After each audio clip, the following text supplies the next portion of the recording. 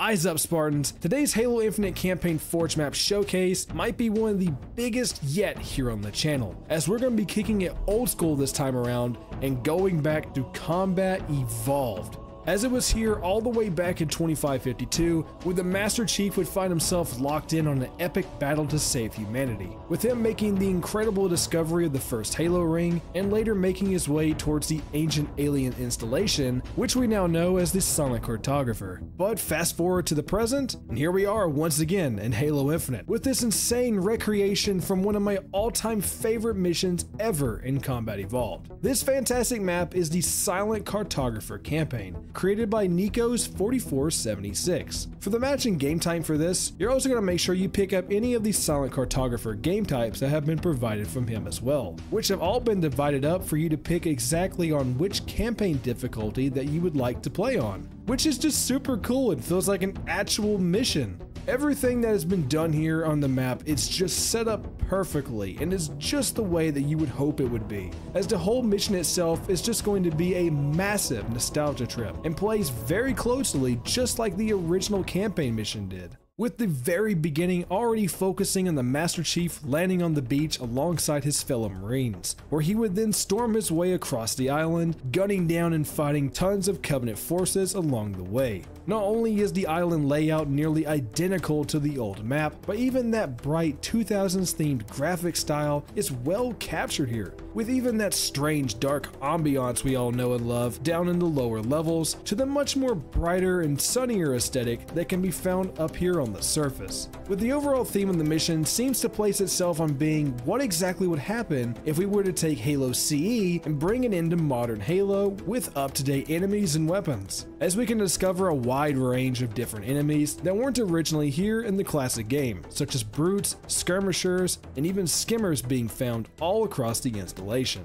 The scale of this map is just incredibly huge, with not only all of the exploration and combat that you're going to be busy with, but even having a full-on campaign-styled objective system being placed here as well. And without giving too much away, you will be facing a very similar mission layout relating to the previous game. However, things have been mixed up here, as there's often unforeseen ambushes on certain locations and much bigger battles being present here. Whereas before you would have only seen a handful of enemies, now it feels like a much more wide-ranged attack. The Master Chief will have to make his way into the control room, descending further and further down into the structure, where swarms of brute berserkers and rampaging elites equipped with heat waves and energy swords will be awaiting around the corner trying to stop him. All the way down to the enemy types themselves, everything here is just picked perfectly. And unlike in the original game, this map also supports full-on 4-player co-op, all of which just works seamlessly, especially in those harder difficulties, as you're probably going to be wanting more players present with you, as these enemies are going to be getting